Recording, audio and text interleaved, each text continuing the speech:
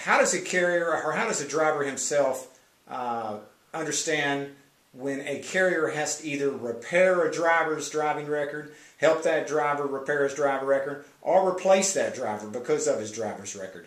What are your thoughts on that, and what would be your information to give on to a driver as well as a carrier or company that might be listening to this information? Well, first of all, I appreciate being here and trying to answer some of these questions. But one of the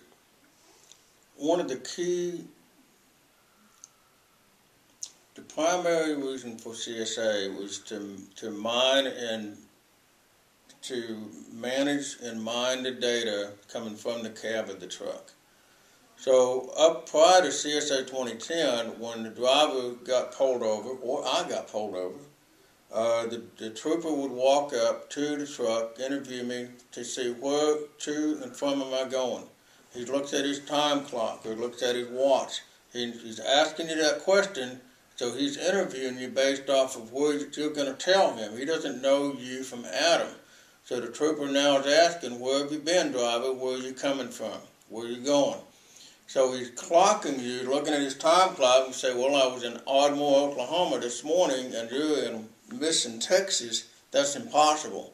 So right there, you automatically spill doubt into that trooper.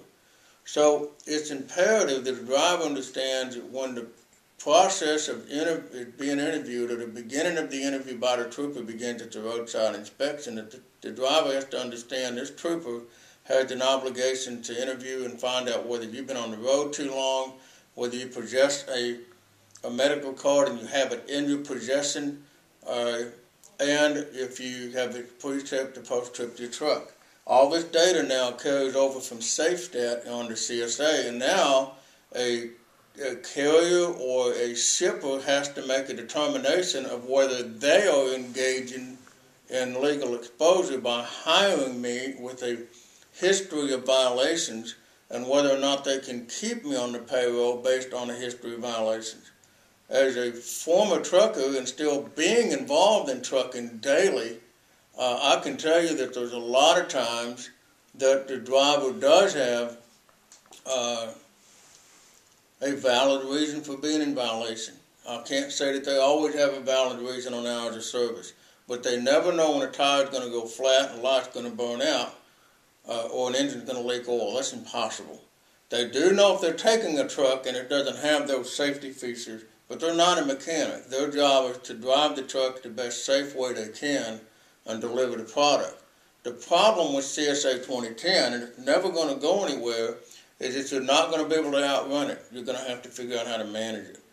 What I like about the CSA 2010 is it's able to driver to now position himself or herself as a free agent, and also allows a trucking company who hasn't been able to get the kind of rates they need to position themselves to be a better carrier, to be able to market themselves as a better carrier. So a driver today is not the driver of the 70s and 80s and 90s.